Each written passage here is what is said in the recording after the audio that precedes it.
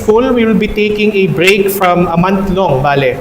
The entire month of November will be spent on Christology. Ano po, at least 3 lessons on Christology, and the final lesson would be something about the doctrine of God. Ano, kagaya po ng naipangako ko, nabanggit ko na sa ilan sa inyo. Pero isa po sa mga bagay na kailangan natin na ipaalala sa ating mga sarili, isang bagay na mahalaga from time to time, not only by way of preaching, pero by way of teaching, ay kailangan natin na kunin na kaalaman, kahit paalala na ito sa iba, ay ang tamang pagkilala sa ating Panginoong Hesukristo. Kaya nga po itong ating magiging seryeng ito ay pinamagatan nating Knowing Rightly Christ Our Righteousness. For Lesson 1, it will be focused on the hypostatic union. Later on, we will be explaining, sana in a simpler terms, in a way na maunawaan ng lahat, what the hypostatic union is. Alam kong ilan sa inyo ay familiar niya about the term, pero it doesn't hurt to be reminded once again. The hypostatic union. Ngayon, bilang pasimula, 1 Corinthians 2, chapter 2, ito ang sabi. Sapagkat nung ako'y nariyan, ipinasya kong wala akong ibang ipapaalam sa inyo, maliban kay Hesukristo at ang kanyang kamatayan sa krus. Kanina lamang sa ating Sunday School, tinalakay natin na mayroong mga tinatawag na kaalaman na kung saan ay non or disputable matters. Ano? Bagamat mga totoo mga bagay na yon, pero hindi natin sila pwedeng ihanay sa level ng kahalagahan kagaya ng Ebanghelyo. Every truth in the Scriptures are rooted in the gospel of our Lord Jesus Christ. Pagdating sa Ebanghelyo, na alam natin na hindi pwedeng maging totoong Kristiyano ang isang tao, hindi pwedeng maligtas ang isang tao, hindi pwedeng ituring na matuwid sa harapan ng Diyos ang isang tao, malibang siya ay sumasampalataya sa tamang mensahe ng Ebanghelyo ng kaligtasan. Ang Ebanghelyo ay may dalawang bahagi na napakahalaga, and it is all meeting in the Lord Jesus Christ. Doon siya nagtatagpo sa ating Panginoong Hesukristo. At ano po yun? The person o ang persona and the work, yung gawain ng ating Panginoong Hesukristo. Kaya nga si Apostol Pablo, nung kanyang first encounter sa mga taga-Korinto, ang sinabi niya at ang kanyang umiral sa kanyang isipan ay wala munang ibang ipaalam sa kanila malibang si Hesukristo at ang kanyang kamatayan sa krus. Ang kanyang kamatayan sa krus is to explain His work. Si Hesukristo ay mahalaga na kilalanin natin dahil the person of Christ is very important in the gospel, not just His work. Kaya nga, isa sa mga bagay na ipinaalala niya sa mga taga-Korinto in 2 Corinthians 11 verses 3 to 4. Sabi dito, ngunit ako'y natatakot na kung paanong si Eva ay dinaya ng ahas sa pamamagitan ng kanyang katusuhan. Ang inyong mga pag-iisip ay mailigaw mula sa katapatan at kadalisayan kay Kristo. Sapagkat kung may dumating na nangangaral ng ibang Jesus na hindi namin ipinangaral, o kung kayo tumanggap na ibang espiritu na hindi ninyo tinanggap noon, o ibang ebanghelyo na hindi ninyo tinanggap, kayo ay kaagad na napapasakop doon. So mahalaga, ito yung mga tinatawag nating non-negotiables. Ano? Yung Spirit, the Holy Spirit. Ano ba yung tamang pagkilala sa banal na Espiritu at sa gawain niya? At kasama rin ang mensahe ng Ebanghelyo na negotiable yon. Pero the very first thing mentioned na kung saan ay natatakot si Pablo na baka kumompromiso ang mga taga-Korinto ay ang tamang pagkilala kay Hesukristo. Kaya nga sabi niya sa kanyang mga kinatatakutan, verse 4, sapagkat kung may dumating na nangangaral ng ibang Jesus na hindi namin ipinangaral. Talamak sa panahon natin ngayon na maraming tao ang nagpapakilalang sila'y lingkod ni Hesukristo, ngunit ang kanilang Hesukristo na ipinapahayag ay hindi ang Hesukristo ng Biblia. Lagi nating tatandaan, without the proper understanding or knowledge of Christ, we don't have the gospel at all. Ano? Sabi sa Galatians 1:8-9, subalit sino man ang mangaral ng ebanghelyong naiiba kaysa ipinangaral namin sa inyo, kami man ito o isang anghel mula sa langit, dapat siyang sumpain ng Diyos. Sinabi na namin ito noon at ngayon ulitin ko, sino man ang mangaral sa inyo ng kakaibang ebanghelyo, kaysa tinanggap na ninyo, ay dapat sumpain ng Diyos. So napakahalaga nito kasi the gospel is non-negotiable in Christ, and proper understanding of Christ is a non-negotiable of the gospel. Ang punto, dahil ang tamang pananampalataya sa tamang Hesukristo ay napakahalagang bahagi ng ebanghelyo, dapat lamang na maging biblical tayo sa pagkilala sa kanyang persona. We don't take lightly the Lord Jesus Christ. We don't take lightly the object of our faith. Bakit? Bilang caution o pag-iingat, justification by faith alone won't do anyone good if the object of that faith alone is not the biblical Christ alone. Pwede mo natin panghawakan na justification is by faith alone, and that is correct, na negotiable yon. Kasama yan sa ating 5 solas o 5 lamang o pundasyon ng pananampalatayang Kristiyano. Ngunit kung ating faith alone, coupled with repentance, is directed towards an unbiblical Christ, that unbiblical Christ cannot save us.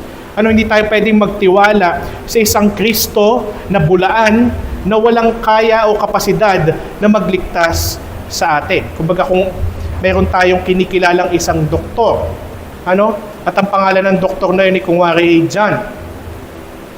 Hindi porket may isa pang nagngangalang John pero hindi naman siya doktor, ay yung John na isa ay may kakayahang gumamot ng sakit. Tama ba? So tama lamang na kilalanin natin ng tama kung sino ang ating Panginoong Hesukristo. Kasi there will be no work unless it is done by the right Christ. The right work is done by the right Jesus Christ. At dahil diyan, isa sa mga bagay na kailangan nating pangunahin na maging pagkilala sa ating Panginoong Hesukristo ay yung tinatawag nating the hypostatic union. Ano po ang hypostatic union? Sa kanyang etymology, ang etymology po ay ang pag-aaral ng origin ng mga salita. Ang etymology po ay ito'y hango sa wikang Griego na hypostasis. Hupo, which means under or beneath. Stasis or static, na ibig sabihin ay standing or state. Katatayo, ibig sabihin, katatayo ang pinapailaliman. So, hypostasis or hypostatic means that which stands under. Something that underlies or supports what is seen.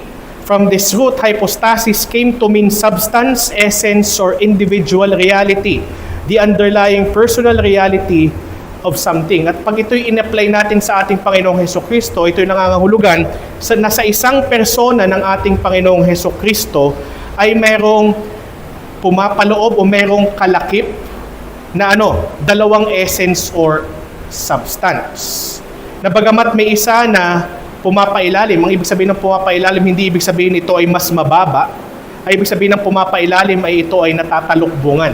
Kasi alam naman natin, may 3 S ang Diyos. Singularity of God, the spirituality of God, and the simplicity of God. Sa simplicity, or sa spirituality ni God, ang ibig sabihin nun, God has no parts. Ibig sabihin, yun yung tinatawag natin the invisibility of God. Wala siyang mga bahagi na kagaya natin.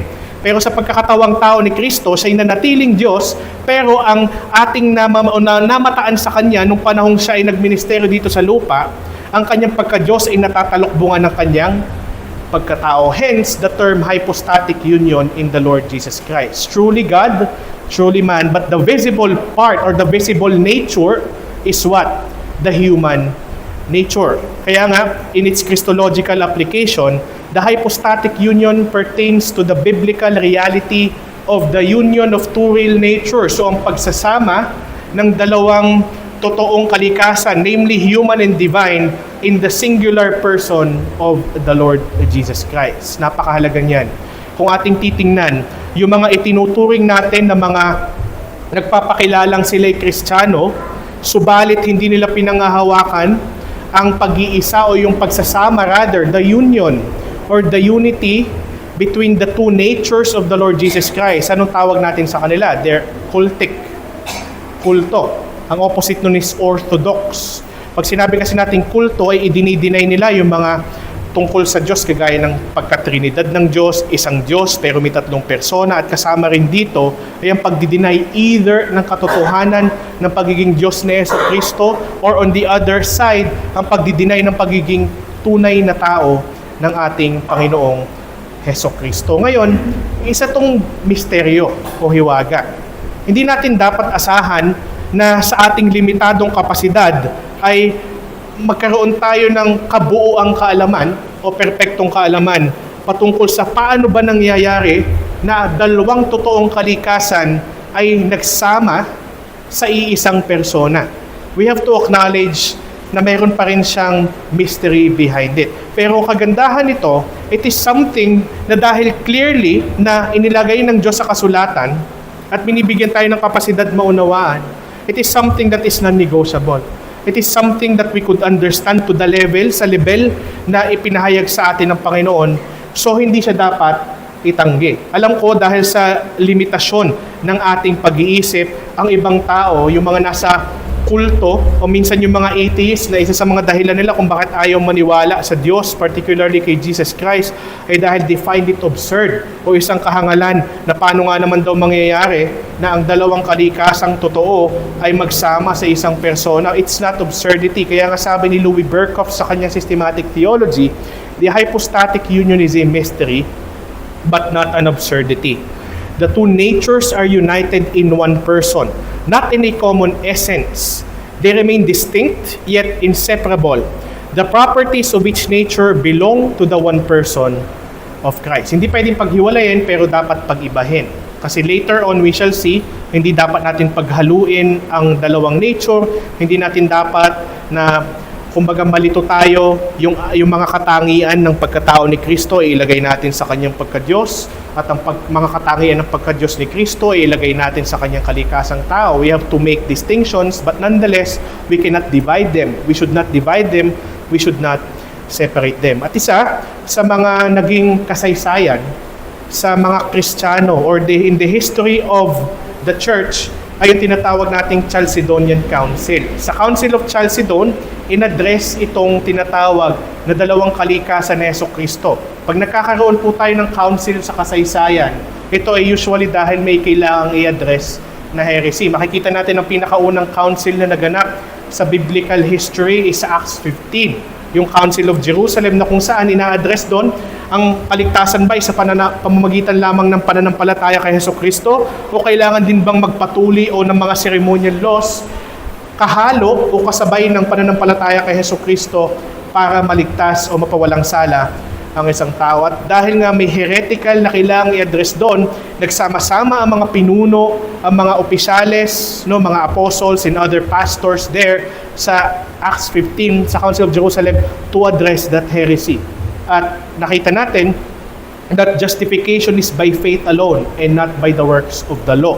Sabi nga ni Pedro nung siya'y tumayo sa council na yon at ipinaliwanag niya kung paano dapat talaga ang pagpapawalang salang ipinagkaloob ng Diyos sa atin. Ngayon sa Chalcedonian Creed na ito'y naging produkto o bunga ng pagsasama-sama ng mga ministro nung panahon nila doon sa Council of Chalcedon noong AD 451, tinagalog ko na lamang po, ito yung naging kapahayagan ng creed. Tayo po ay naniniwala din bilang confessional church sa mga tinatawag nating historical creed.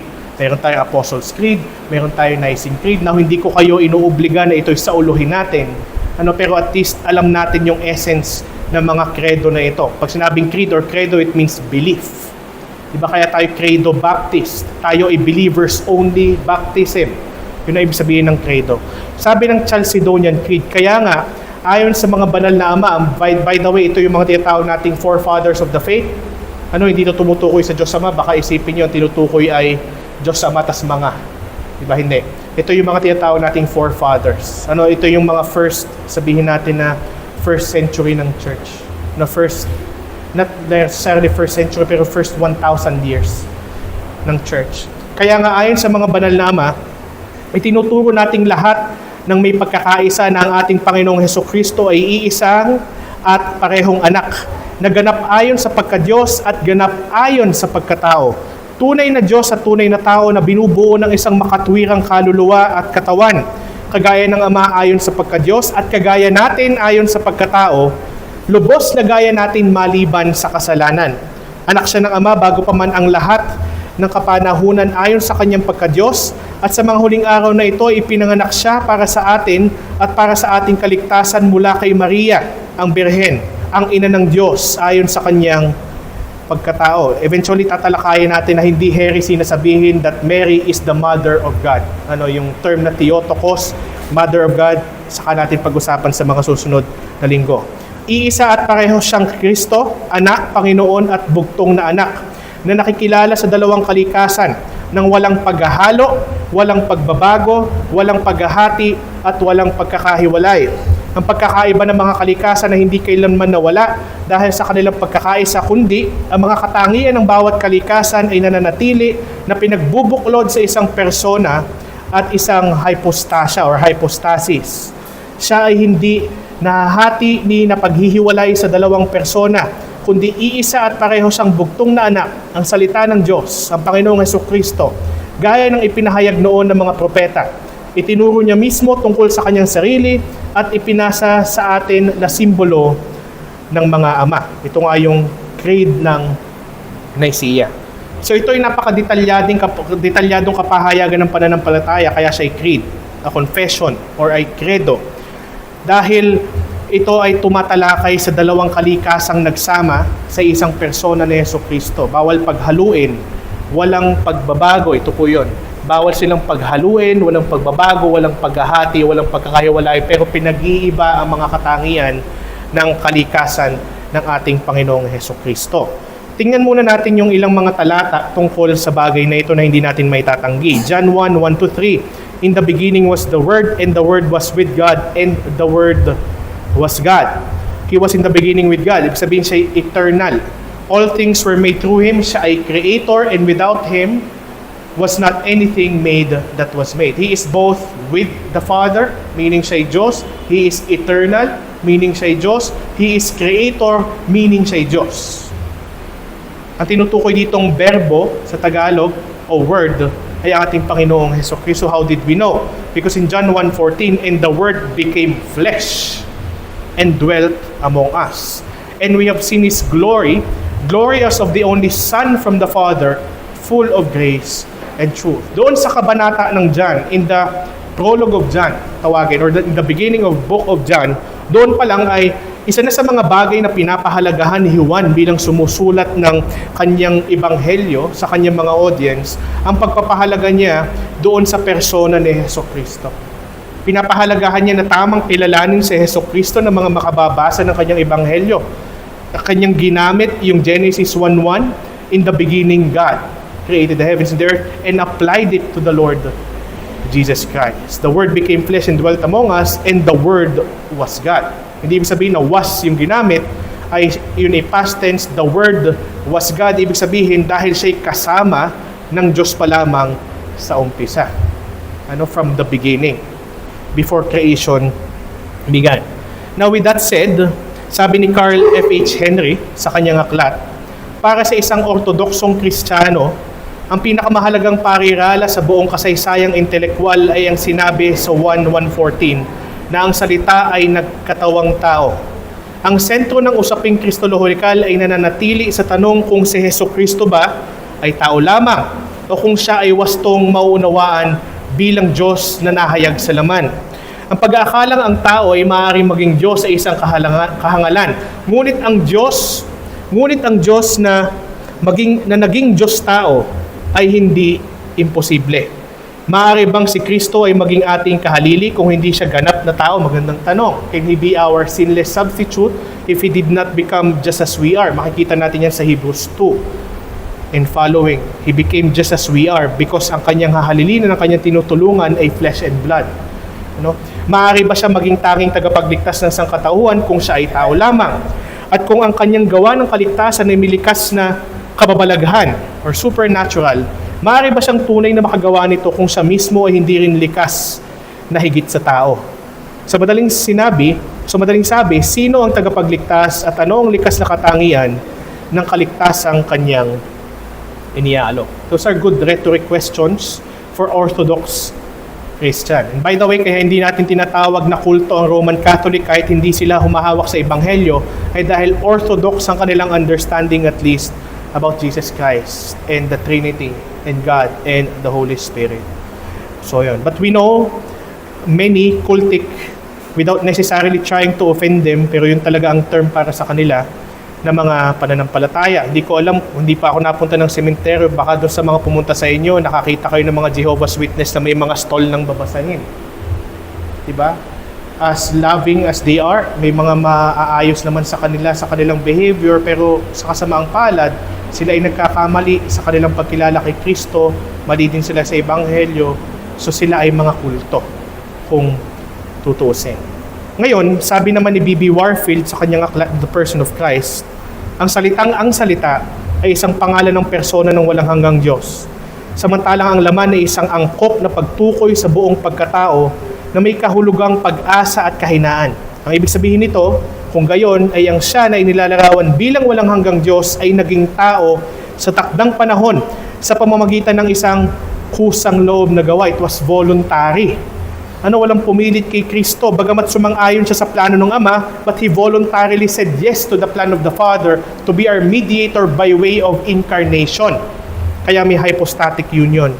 Siya ay naging laman. Ibig sabihin, pumasok siya sa isang paraan ng pag-iral kung saan ang mga karanasang taglay ng mga tao ay magiging bahagi rin ng Kanya. Ang pag-asa at kahinaan na siyang bumubuo sa pinapakahulugan ng laman sa pagkakaiba nito sa Diyos ay ngayon ay magiging bahagi ng Kanyang sariling karanasan. That's why the Lord Jesus Christ experienced a whole lot of weaknesses except for sin. Diba? Pinili ni Juan na gamitin ito sa halip na ang salitang mas tuwirang tumutukoy sa tao. Ang ibig niyang sabihin ay ang walang hanggang Diyos ay naging tao, ngunit pinili niyang ipahayag ito sa paraang nagbibigay diin kung ano talaga ang ibig sabihin ng maging tao. Maraming kapahayagan ng ating Panginoong Hesus noong mga panahon niya. Sinabi niya na kung may matutulugan yung mga fox, di ba, foxes of dens. Anong sabi niya? But the Son of Man has nowhere to lay his head. Naranasan niyang antukin, walang matulugan, naranasan niyang magutom, naranasan niyang mapagod, naranasan niya na mauhaw, naranasan niyang malungkot, siya ay lumuha sa kanyang kalungkutan. Naranasan niya na bagamat siya ang lumikha, pero siya ay isinilang ng isa sa kanyang mga nilikha. Naranasan niya maging sanggol, na siya ay dependent sa nangangalaga sa kanya, hanggang sa siya ay lumaki in wisdom and in stature. Makikita natin sa Luke Chapter 2, naranasan niya ang mga limitasyon, ang mga kahinaan, bagamat siya ay nanatiling Diyos sa kabila ng mga karanasan na iyon. Siya ay tunay na tao. Sabi dun sa creed kanina, sa English, He has a body and a reasonable soul. So, ibig sabihin sa pagkatao ni Kristo, wag nating aalisin sa ating isip na mayroon din siyang kaluluwa. He is body and soul. Body and soul, which makes His humanity that is distinct sa kanyang deity. So mahalaga yun. Kasi minsan iniisip natin na ang kaluluwa niya ay deity. Mali yun. Gets nyo? Hindi deity ang kaluluwa ni Jesucristo. It is still part of His human nature.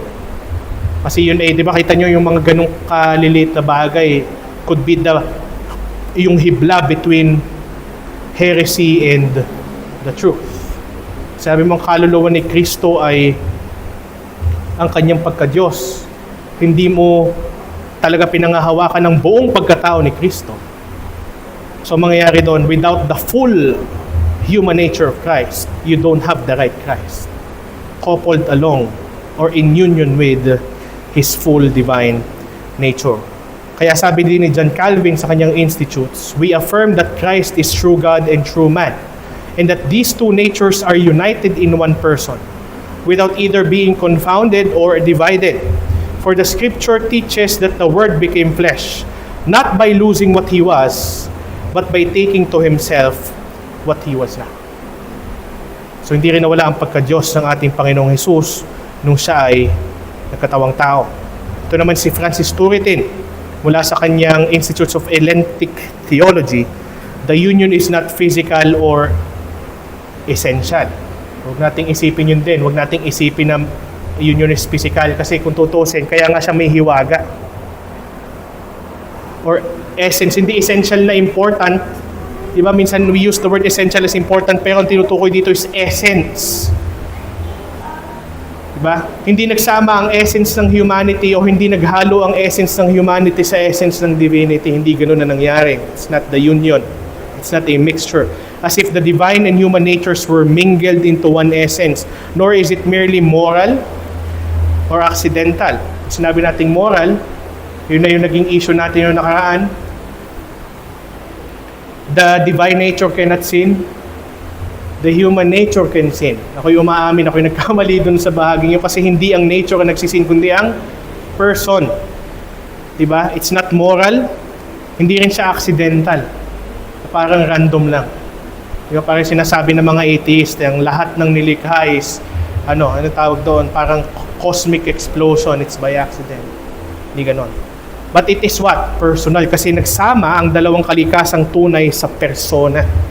It is personal by which the Word assumed the human nature into the unity of His own person, so that one and the same Christ is both God and man. The one in the same Christ is both God and man. Ngayon, ito po ay nasa 1689 confession natin. Hindi ko nababasahin for the sake of time.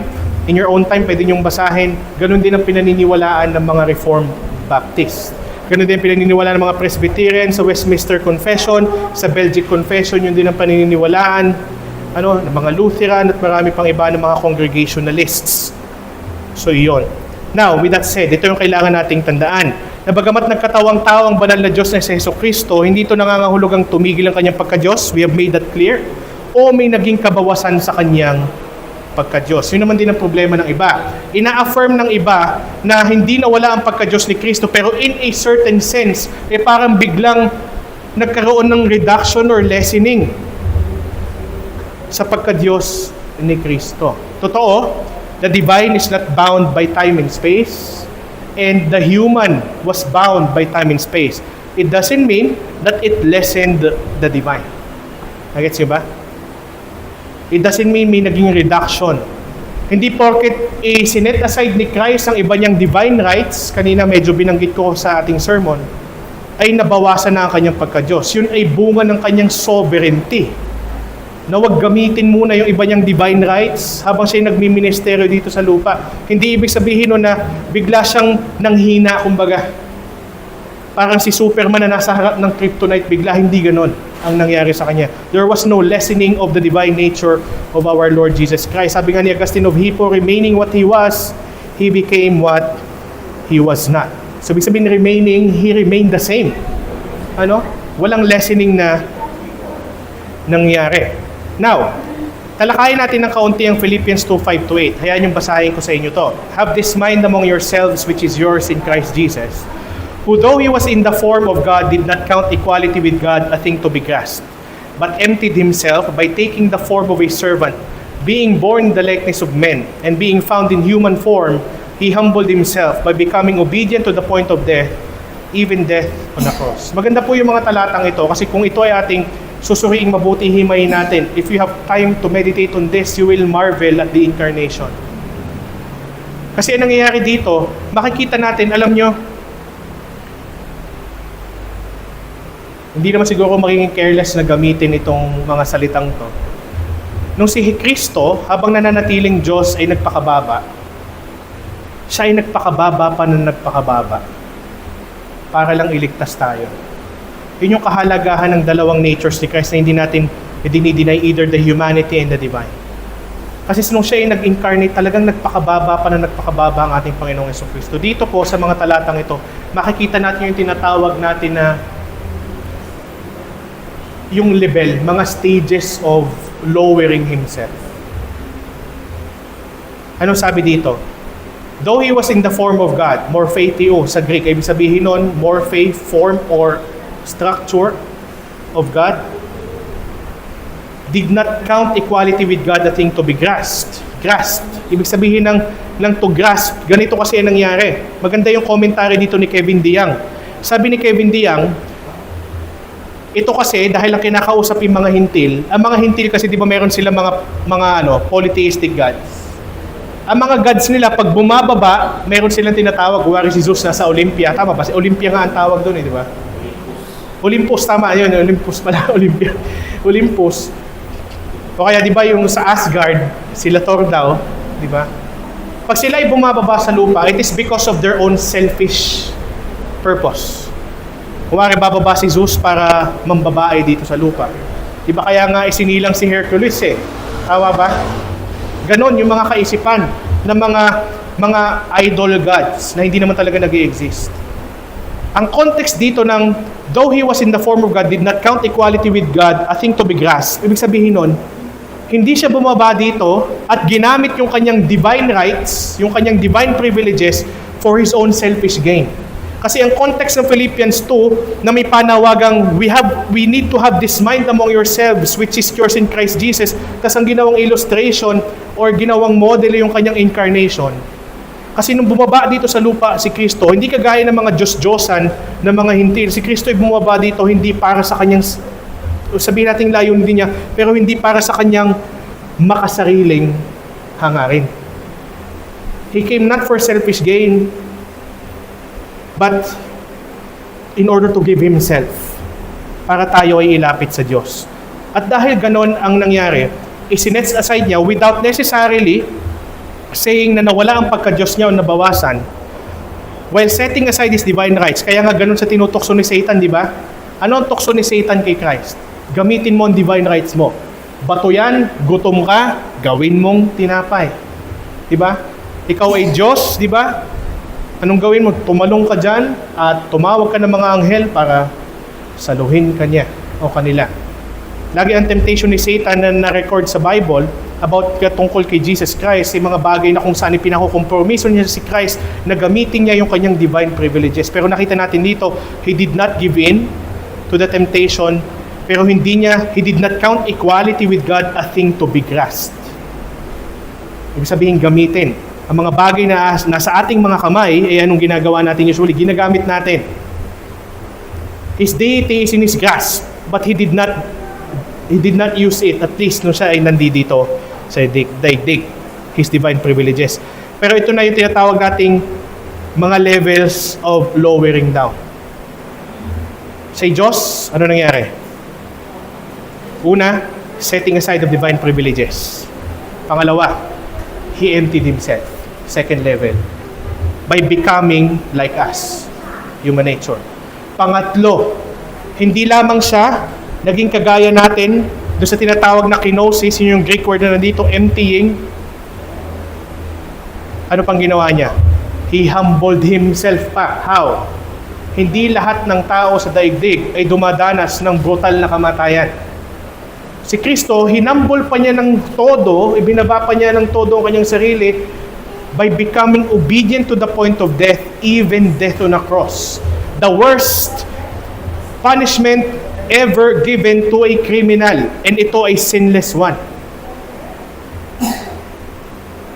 So pag sinabi nating self-emptying of Christ, it doesn't mean the lessening or the removal of His deity. It means His further lowering of Himself. Pagpapakababa ng husto para iligtas sa mga makasalanang hinirang ng Diyos at ibinigay ng Diyos Ama para sa Kanya. Kaya nga sabi dito ni Donald MacLeod sa kanyang aklat, the kenosis, o yun nga yung emptying, involved the willingness to go ever lower. Bumaba pa ng bumaba. Behind it, there lay two great decisions. The first, pre-temporal, was the decision of the eternal Son to assume the form of a servant and the likeness of men. The second, taken once He was incarnate, was the decision to humble Himself even further. From this point of view, the humiliation of Christ was not a point but a line. Hindi siya point A from point B. Ganun din. Siya ay isang dire-diretsyong linya. His greatest single step was that by which He became the child in the manger. The condescension involved in that is beyond imagining. Yet it was only the beginning of the long downward journey through homelessness. Ano yung mga dinanas si Kristo? Kasi natin makikita talagang He humbled Himself even more. Hindi lahat ng isinisilang sa daigdig ay homeless o nakaranas ng homelessness. Hindi lahat ng sinisilang sa daigdig ay nakaranas ng pagkadukha o kahirapan. Bagamat lahat ay napapagod, not to the point na naging pagod ni Jesus Christ.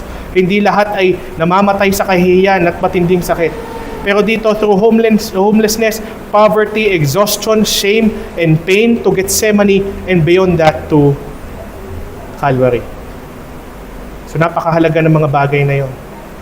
Napakabigat nung statement na while remaining what He is, He became what He was not.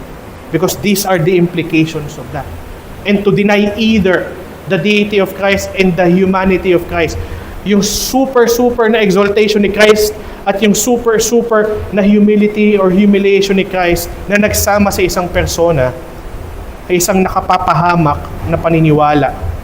Dahil ang mga bagay na ito ay isinaalang-alang ng Diyos Anak para sa kaligtasan ng mga magsisisit sa sampalataya sa Kanya.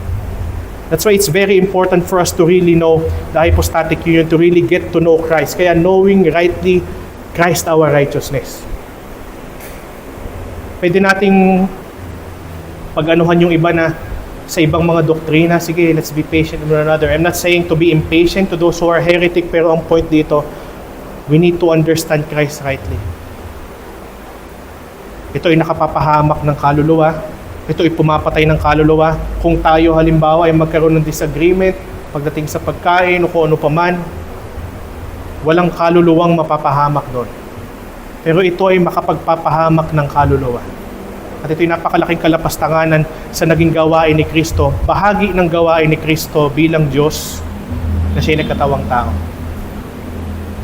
We must appreciate that while remaining what He is, the Lord Jesus Christ considered becoming like us in every way except without sin. Malaking bagay noon. Sobrang laki. Kaya nga bilang clarification, there was no reduction of the deity, though there was an assumption of humanity. Kanina pa natin yan sinasabi. Sabi ni John Calvin, Christ indeed could not divest Himself of Godhead, but He kept it concealed for a time. Hindi niya nilesen. Tinalokbungan niya that it might not be seen under the weakness of the flesh. Hence, He laid aside His glory in the view of men, not by lessening it, but by concealing it. Natalokbungan. Sa pang clarification, the incarnation of the Lord Jesus is not a transition from being God to being man, but rather an assumption of being man while remaining being God, hence the hypostatic union. Hindi siya parang dati siyang Diyos, tas tao na siya lang. Ngayon, ang opposite nito yung pinaniniwalaan ng mga Mormon na ang mga tao ay pwedeng maging Diyos balang araw. And that's heretical. Kay Christ, hindi siya nag-diminish or nag-transition from divinity to humanity. Siya ay nag-assume or nag-acquire ng humanity while being God pa din. Sabi ni Herman Bavinck, in the incarnation, the divine nature did not change into human nature, nor was the human nature deified. The two natures remain distinct, yet are united in the one person of the mediator, so that He is truly Emmanuel, God with us. Tandaan po natin yun, hindi siya transition, hindi siya reduction, hindi siya transition, hindi rin siya confusion or mixture. The person of Jesus Christ, is another clarification in His incarnation, is not a mixture of human and divine. He is a union of two real natures, truly human and truly divine. Kaya si Jesus Christ, hindi natin pwedeng tawaging demigod, na kagaya ni Hercules. May mga kilala pa ba kayong demigod? Yung Clash of Titan ba na pelikula, demigod ba yon? Tama ba yung pelikula, Clash of Titans? Demigod ba yon? Hindi ko alam eh. Hindi ko sure eh. Demigod din yon. Si Perseus, demigod, no? Di ba? Ibig sabihin sila ay may paghahalo ng Diyos sa tao. Hindi ganon si Kristo. Si Kristo ay hindi parang tubig at saka pineapple juice na hinalong ganyan at naging isa. Diba? Kaya nga ang hirap din, maging maingat din tayo sa paggamit ng illustration. Yung mga illustrations. Basta kilala rin natin at hindi natin maitatanggi, may dalawang buong kalikasan na magkasama at hindi pwedeng paghiwalayin, ngunit dapat pag-ibahin sa persona ni Kristo. Pero hindi sila ganon. Ganon, pero hindi ganon. Hindi sila magkahalo. It's not a mixture. Yung sabi ni Thomas Watson sa kanyang aklat, A Body of Divinity, the human nature was not God, yet being united to the divine, it is adored with it. The two natures of Christ are not mixed, but they're married. They both make but one Christ. So there, it's not mixed but married, parang union. Union of two real, di ba ang marriage? Union of two real individuals with opposite genders. Ito naman, union of two real natures that are opposite from each other. Tama ba? Human and divine. Kung may male and female union sa marriage, ito naman human and divine in Jesus Christ. Both make but one Christ. So there. At itong mga bagay na ito ay sana'y mag-marvel sa atin. At ito ko po tatapusin bahagya doon sa sinabi ni Stephen Charnock sa kanyang aklat na ito, The Existence and Attributes of God. God in our nature is a greater wonder than God creating the world out of nothing. The joining of the divine and human nature in one person is a work of infinite condescension and wisdom. At kaya niya nasabi ang mga bagay na ito. Kung tutuusin, Pag binasa natin yung Genesis account on creation, mamamangha na tayo sa kapasidad at karunungan ng Diyos na out of nothing, He created all things. Tama ba? What makes the incarnation more wondrous, more awesome or amazing than the creation itself? Dahil dito ay nalalahad ang kalooban ng Diyos kung gaano siya mapagbiyaya sa ating mga tao. Ng ating Panginoon, isipin yung mabuti. Sobrang taas niyan. Sobra talaga, hindi natin maaabot yan. Wala sa atin ang makakaabot sa Diyos. Kaya lang tayo ay nakakaabot sa Kanya dahil ipinaabot niya yung sarili niya sa atin. And what did it take? What was God's decision to do that? His only beloved Son, pinakamamahal niyang anak, natatangi sa lahat, ay pagkatawaning tao niya. Pagdusahin dito ng husto bilang kahalili ng mga makasalanan. Doon natin makikita talagang tayo ay dapat ay kinikilabutan pa rin sa magandang paraan pagdating sa incarnation ng ating Panginoon.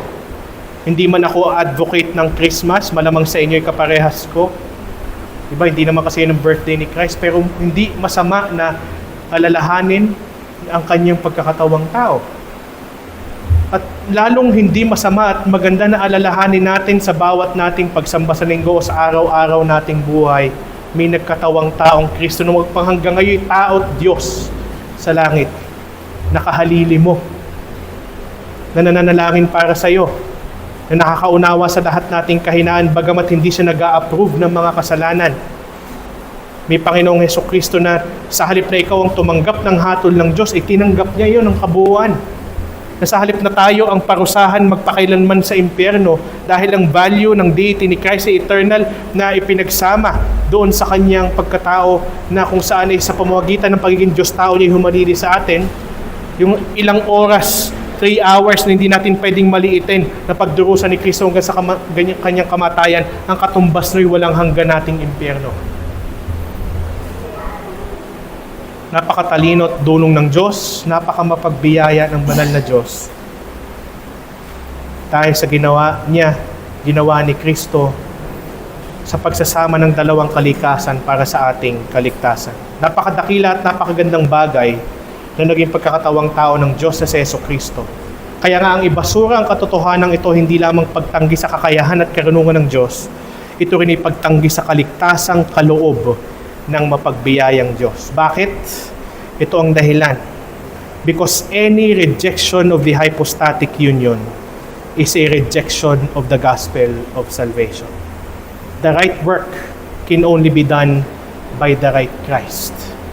The right saving work can only be done by the right saving Christ. The right saving Christ who in His person has the hypostatic union, truly God and truly man. So sana kahit ito'y mistulang review na lang sa iba, ito'y paumpisa ko ng Christology. We'll have a deeper discussion about the hypostatic union, the implications of the hypostatic union sa susunod. Ilan ba ang persona ni Kristo because of the hypostatic union? Ilan ba ang wills ni Jesus Christ because of the hypostatic union? And then sa sunod, is Christ able to sin, not able to sin, with much detail?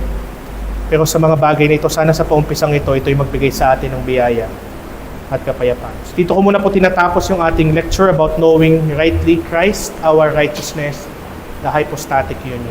Meron po ba? This lecture was taught by Pastor Francis Talon of New Life Reformed Baptist Church. We warmly invite you to join us every Sunday. Our preaching and worship service starts at 9 a.m. Come and hear God's word faithfully proclaimed. To God be the glory.